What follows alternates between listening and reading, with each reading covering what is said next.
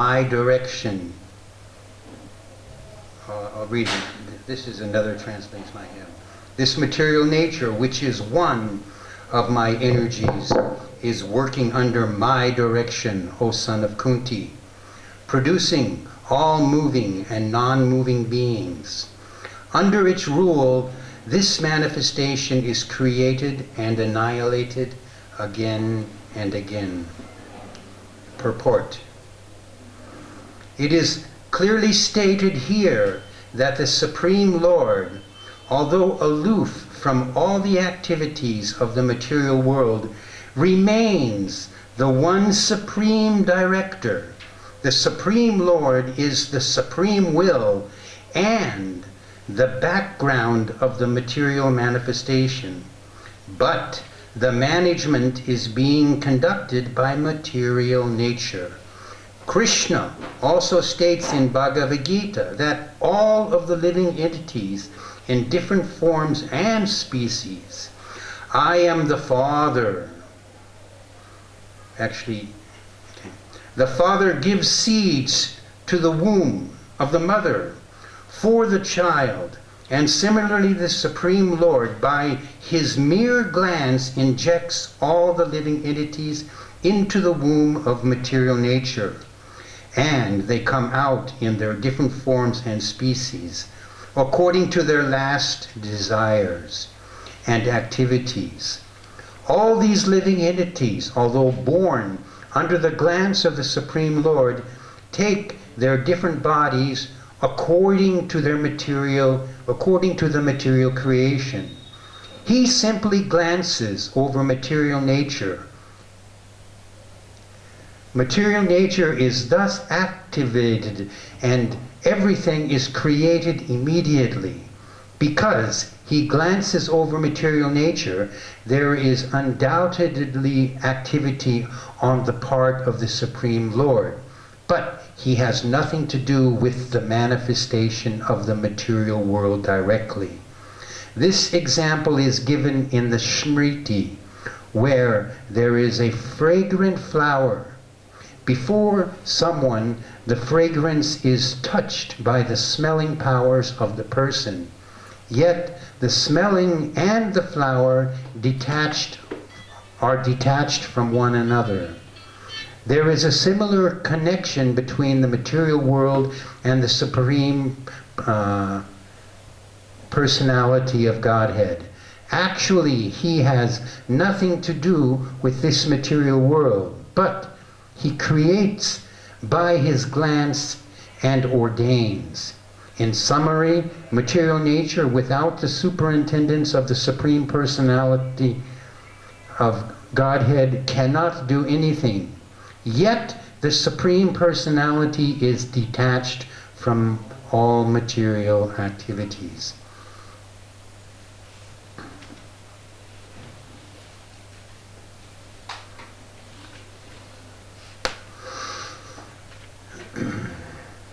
Om Namo Bhagavate Vasudevaya.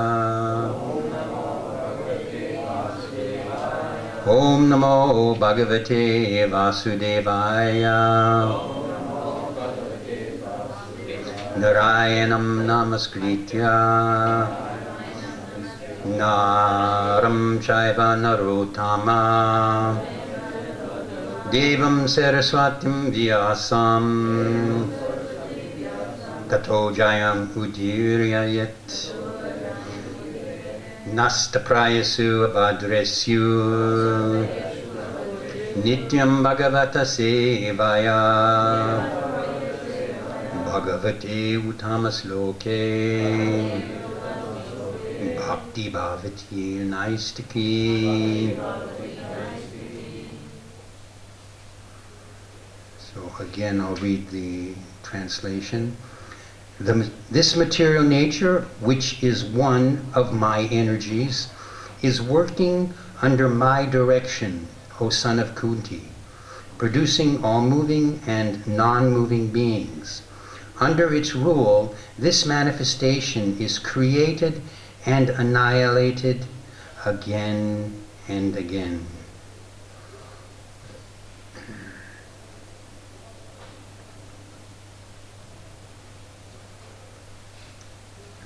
Badai Krishna Pastai Bhutale Srimati Bhaktivedanta Swami Namini Namaste Saraswati Devi Gaurvari Bhajai Nirvisi Sunyavadi Paschatya Desatarini. So as it's getting colder, there's fewer participants in this class, but still thank you all for coming. It's nice that Srila Prabhupada has decided to join us. I hope I can say something worthy of what he has written. So this nature is non-permanent. So we know that the qualities of matter is that it goes through transformations. It will come into existence, it will remain for a period of time, it will deteriorate, and then it will vanish again. But the ingredients of that object, such as this bead bag, this mridanga, these kartals, that part of material nature never ceases to exist. So we first must understand that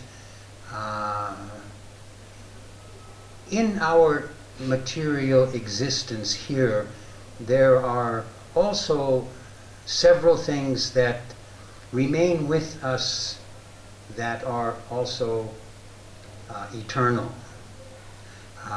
First, there is God, Krishna. Krishna is eternal, and Krishna is with us at all times. Krishna is present in everything we see, and Krishna is present as our ever well-wisher, as Paramatma in our heart. We must also understand that we are permanent. We are eternal. However, due to our contact with this material energy, the majority of the population of living entities in human form of life who are endowed with a little bit of intelligence, they identify with their material body, and they believe that this is who we are. So if I ask, who are you? Oh, I am Suresh. I was born in 1957. I live in Hyderabad, blah, blah, blah, blah, blah, blah. So in this way, this is a delusion, and when this non-permanent Suresh changes, it causes us, the true eternal entity, to be thrown into confusion. There is also spiritual nature, which is eternal. And that spiritual nature is at present out of our grasp. So therefore, we again become confused. And there is also work that is eternal. It's not the job you have working for a Coca-Cola company or an insurance company or selling tea to passerbys. These types of engagements are, again, material, and they are meant to give satisfaction and provide sustenance for this non-permanent material body. But spiritual work is bhakti yoga. This is eternal. So we are working very, very, very, very hard, and we are struggling because we have been put into this non-permanent nature. So our whole problem here in this material life can be solved if we transfer ourselves to that spiritual nature. And that spiritual nature is attainable right here when we engage in devotional service, when we chant the Hare Krishna Maha Mantra, when we associate together with devotees, other devotees. So Krishna says in this previous chapter, yet there is another nature which is eternal, and it is transcendental to this manifested and unmanifested matter. It is supreme and is never annihilated. When all in this world is annihilated, that remains as it is. So this is the spiritual nature. And we have to learn how to identify with that material nature. With that spiritual nature. It's very difficult because the complexities of this material world are designed in such a way that they distract us from that goal. Maya is in charge of this prison house. This material world is compared to a prison house, and she is a very strict warden, and she does not want any of her prisoners to escape. So therefore she is very cunning, and she has so many ways in which to distract us from identifying with our true nature, with that spiritual nature. So as long as we do this and we continue to identify with this material energy, with this material body, with this material life, we will suffer. We will be unhappy. Srila Prabhupada liked to use the analogy of a fish out of water. So if we are strolling along the ocean side and we see a fish on the sand flapping this way and that way, we may be compassionate and we desire to do something for that fish to relieve it from this circumstance that it has got itself into, because we can see that that fish is suffering. Look at how it's flapping and its gills are flaying in and out, gasping for air. What should we do? We can provide the fish with a comfortable cushion to sit on. We can provide the fish with some palatable foods. We can provide the fish with so many things that are available in this material realm, but whatever is offered to that fish, it will continue to be in suffering. And why is that? Because the nature of the fish is to be in water. And so we are all like that fish. We are here in this material world, and whether we want to admit it or not, we are suffering. Who can say they aren't suffering? So we can see that this gentleman here, he's got a cap, he's got a scarf, he's got a sweater, he's got a chadar, he's got nice warm socks, but he goes outside and still he shivers. I'm cold, oh, but I'm happy, I'm cold. So in this way, the material energy is slapping us in the face, saying, oh yes, this is so nice, this material world. You can enjoy here, but it is not paradise. Prabhupada said the closest place to paradise that he has visited, and he traveled extensively around the world, was Hawaii.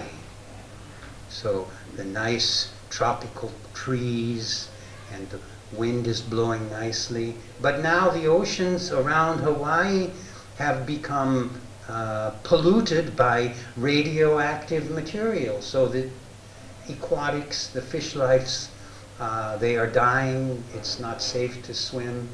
And in this way, even so-called paradise in this material world is unsafe. So what is our solution to this? How to go about getting out of this material nature, in the clutches? Where do we go? What do we do in order to find that solitude, that peacefulness that we are hankering for birth after birth? The Bhagavad Gita is instructive. This is the very simple narration between Krishna and Arjuna, but it covers from A to Z all of the perplexities that each and every living entity is faced with day to day in life. And Krishna instructed to Arjuna that first, just try to learn the truth by approaching a spiritual master. Inquire from him submissively and render service unto him. The self-realized soul can impart knowledge unto you because he has seen the truth. So this is what we are doing here. We have all, to different degrees, approached a spiritual master. Our Divine Grace Bhakti Vedanta Swami Srila Prabhupada is the guru of the world. He has printed more than 1 billion books, and they are being distributed in so many languages we can see here all over the world. And truth and knowledge of the consequences that we are faced by remaining here in this material world are given to us, the answers to this. So just try to learn the truth by approaching a bona fide spiritual master. This is very important, bona fide.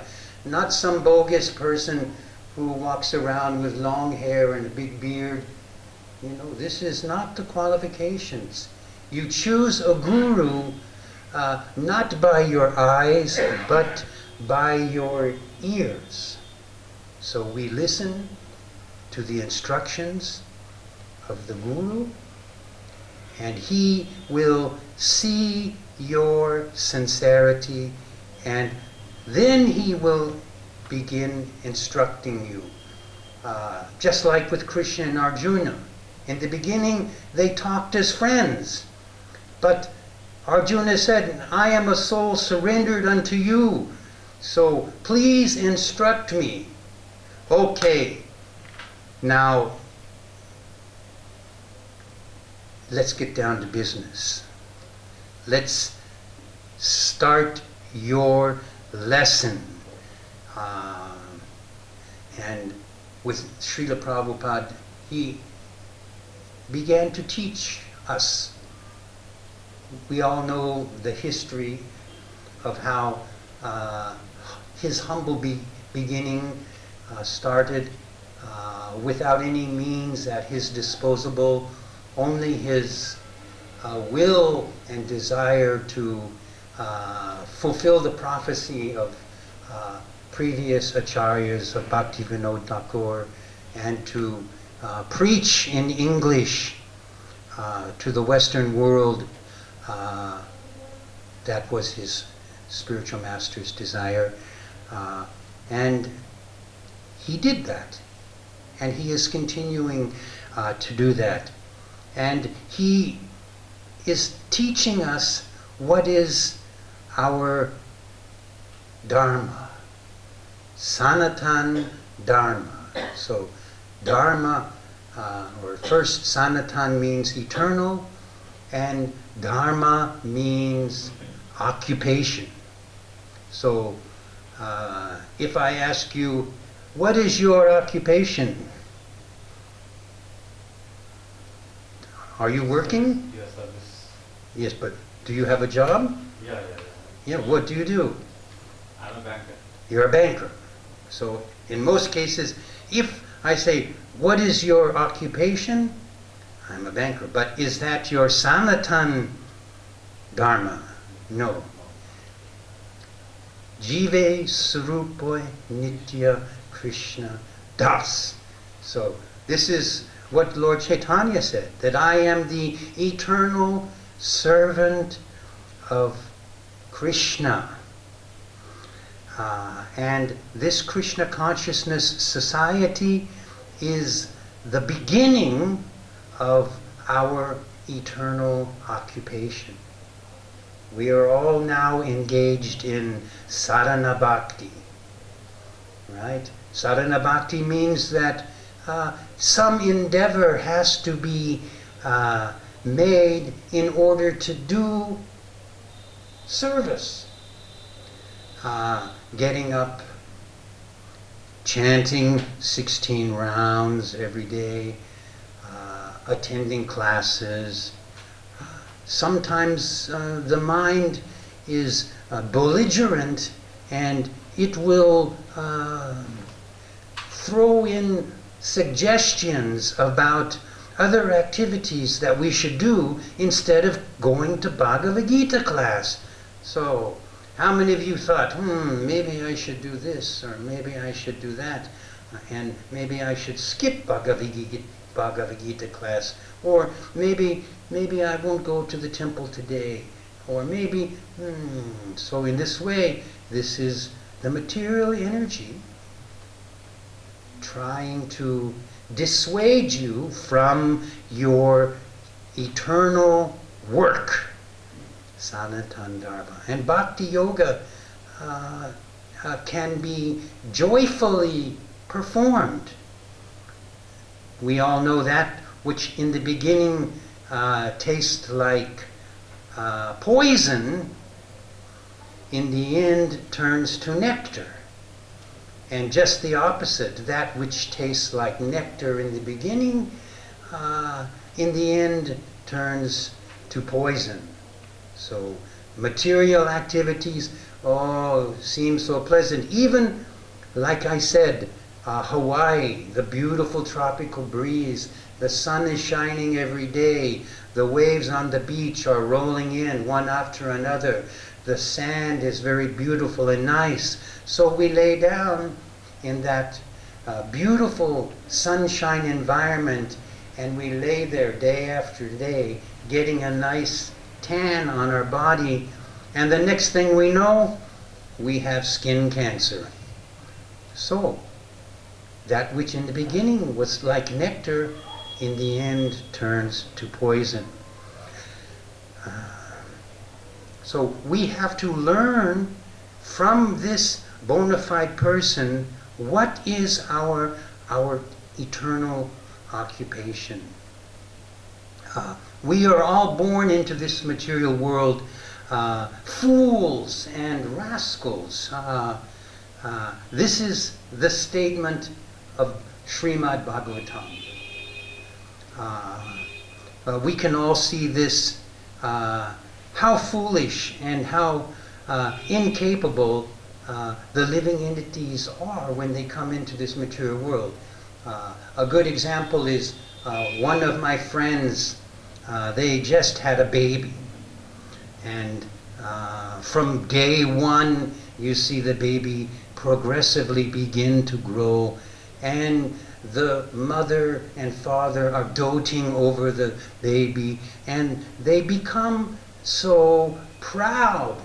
All of you who are mothers and fathers who have children young or have children that have already grown, you can relate to this. You talk about your child. Oh, look. Oh, yes.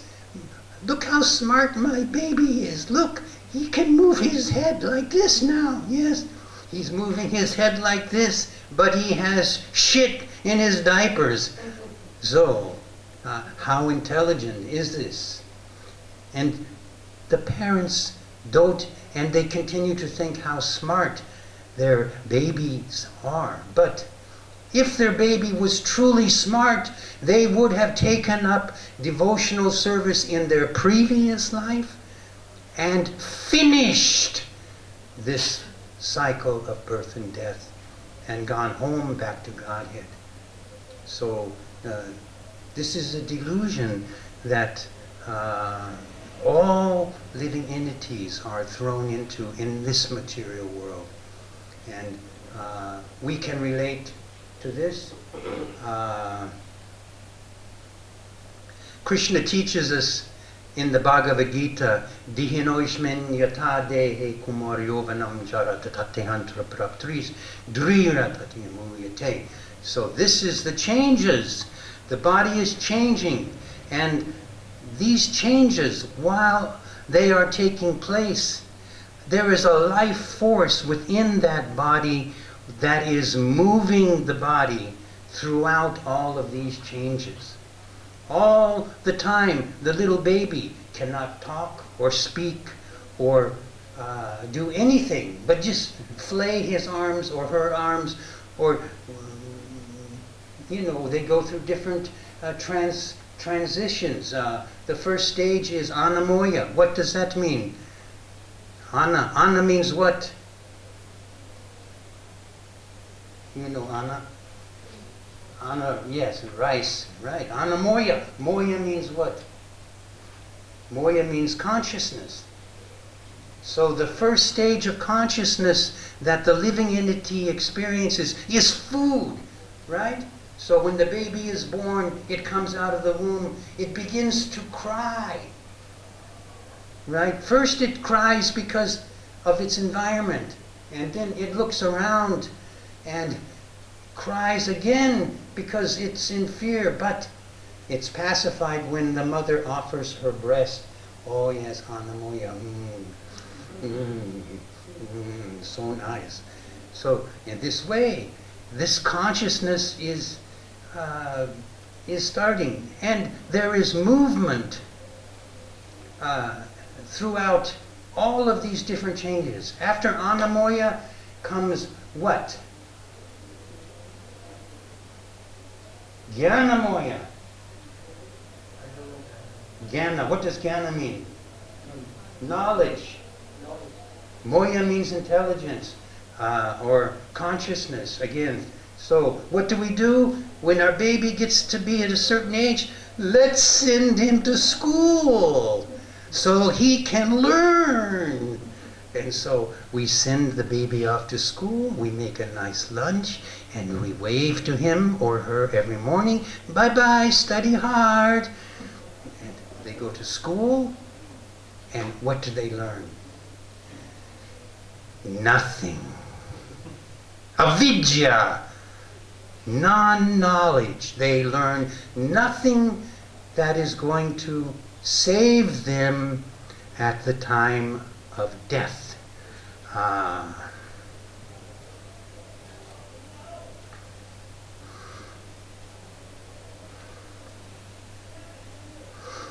And as we are going through these changes, there is our friend Krishna, who is situated in the heart as Super Soul. He is witnessing all of these changes that we're going through. He is watching us go to school and learn A, B, C, D, E, F, G, or A, I, U, A, O, or some other language, or how to 1 and 1 is 2, 2 and 2 is 4, and then we come home, Mom, Dad, look what I learned today. And we repeat this, and Krishna is just shaking his head. Foolish. Fools and rascals. So we remain this way, and we grow up being fools and rascals.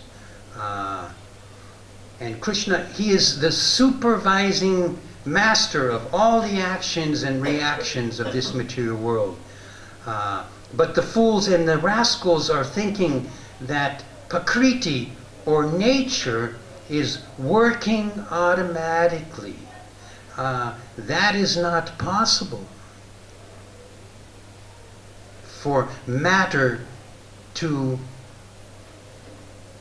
create, matter to engage or act. The example is given of a car. The car is very nice. It's a vehicle sitting there, but in order for that car to function, it needs a living entity in that car, able to turn the key and step on the gas pedal, put it into gear. If I take this cane and beat this matter, nothing happens. Why? Because there is no living force in here. But if I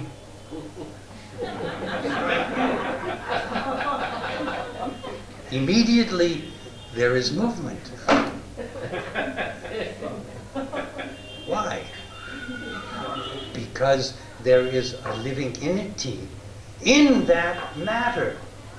Right? This material body is matter, but because you are living in that, you were afraid and wanted to protect that matter because you thought I would hit you. So even if I struck you as hard as I could with this cane, in reality, I wouldn't be hitting you. I would be hitting only that body. Because it also tells us in the Bhagavad Gita that the soul cannot be burned by fire, withered by the wind, and wetted and drowned by water. So all of these things cannot. It is invincible. It is eternal.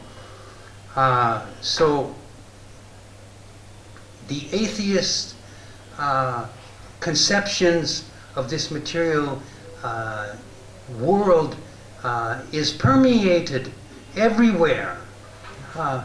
But this is foolish mentality. Don't think in this way. The atheists, they do this, teach this, in order to avoid Krishna consciousness. They don't want to face reality. They think that life is caused by matter, but matter cannot beget matter. Life can create life.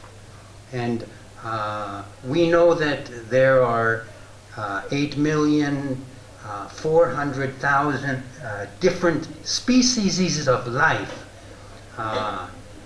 from the smallest amoeba up to the human form of life, the demigods. there are so many varieties, 400,000 human forms of life, but it also says Jalaja Navya Laksani Stahavara Laksha. So this means trees, creepers, and vines and plants. There are 2 million varieties of these forms of living entities. And if you take a small seed, and we have seen so many times, a small seed from any one of these and plant it in the ground, it will produce another plant. And from that plant, thousands and thousands and thousands of other seeds will come, which also have the capability of producing new life. Once one of Srila Prabhupada's disciples and my godbrother, Swarup Damodar Maharaj, he was a professor at the University of Irvine, which is in California, and a Nobel laureate had come to give a discourse, and his theory was that life comes from the material energy, and from this material energy, you know, the Big Bang theory, or the proverbial muck that some small entity crawled out of and began to grow legs, and then changed again, and then changed again, and then changed again. And so at this discourse, he asked this lecturer, okay, I will give you all of these elements that make up this body, and can you make life from these? And he said, not yet, but we are working on it. So in this way, this is the mentality of the materialist. And in the beginning it says that by approaching the bona fide spiritual master, he will impart knowledge unto you because he has seen the truth. And so hopefully all of us have come here to see the truth, to experience the truth, and to use that truth in this lifetime to go back home, back to Godhead. And it begins by, as we read earlier in the beginning in the purport, says, Krishna says, I am the seed-giving Father. So he impregnates all the life into this material world, and it comes in contact with matter, and it begins to identify with that material energy. But in reality, we are not part of that. We are part of the eternal spiritual life. And for our satisfaction to bloom, we have to change our mentality from matter to spirit. And are you capable of doing this? How many can do this? Can you change your consciousness from material consciousness to spiritual consciousness? You're trying. You have to do more than try. You have to do it. Just do it. Right? So Nike, I had before, I was wearing earlier, the company Nike had is a sporting goods company. Everyone's familiar with that company. So several years back their catchphrase was, just do it. Right? That means play basketball or whatever. But for us it's the same. Just do it. And it's possible. We can all see we're different bodies, different ages, but there is no discrimination You cannot do it because you wear a blue cap. No, get out. No, it's not for you. Sorry. When you wear a gray scarf around your neck, you become ineligible. No, there's no disqualification. All you have to do is be willing, a willing participant. Just like Arjuna said to Krishna, I am now a soul surrendered unto you. Please tell me what to do. And so, this is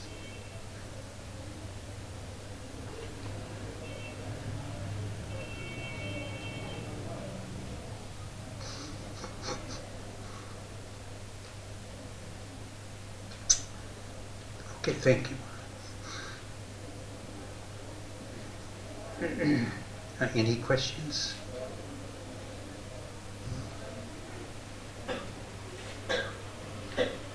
So if there's no questions, that means that everyone agrees. Everyone is going to not try, but are going to do it. Okay? Don't let anything get in your way, especially your mind. Don't become subjected to the whims of the material energy. Hare Krishna, thank you very much.